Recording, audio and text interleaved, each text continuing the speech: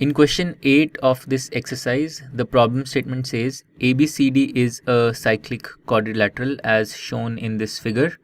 Find the angles of this cyclic quadrilateral, and the angles are given in terms of the variables x and y. So for example, A is equal to 4y plus 20 degrees, B is equal to 3y minus 5 degrees, C is equal to minus 4x degrees, and D is equal to minus 7x plus 5 degrees. Now, the key idea or the key piece of information in this question is that ABCD is a cyclic quadrilateral, and the special property of cyclic quadrilaterals is that their opposite angles are supplementary. So in any cyclic quadrilateral, the opposite angles are supplementary, which means that their sum is equal to 180 degrees.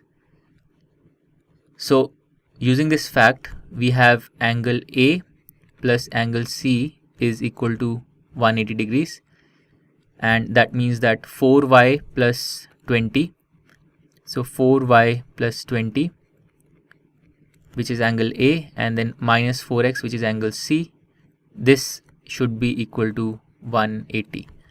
And let's simplify this. So we get 4y minus 4x equal to 160, 180 minus 20, and let's actually cancel out the common factor of 4. So we get y minus x is equal to 40. So this is the first equation we get in x and y. Now let's use the fact that the second pair of opposite angles is also supplementary, angle B and angle D. So we have angle B plus angle D. This is also equal to 180 degrees, and this means that 3y minus 5, which is angle B, and then minus 7x plus 5, which is the measure of angle D, this is equal to 180, or 3y minus 7x, and the minus 5 terms cancel out, so we have this is equal to 180. So now we have two equations in x and y, two linear equations. So let's call this 1 and let's call this equation 2. And I will solve this pair of equations using elimination. So I have the coefficient of y as 1 in the first equation and 3 in the second equation. So let's multiply the first equation by 3. So let's multiply the first equation by 3. So that will turn it into 3y minus 3x equal to 120.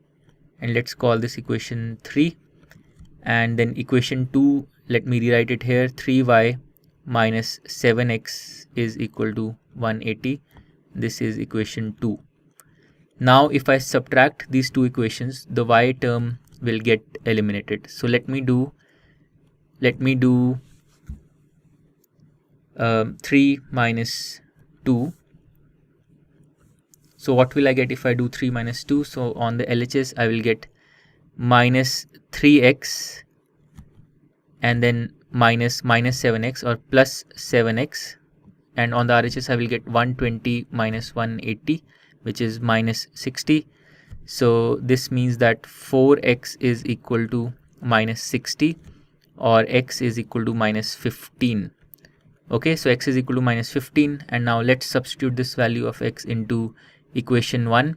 So we get y minus x is equal to 40, or y is equal to x plus 40, or x is minus 15, so x plus 40 is 25.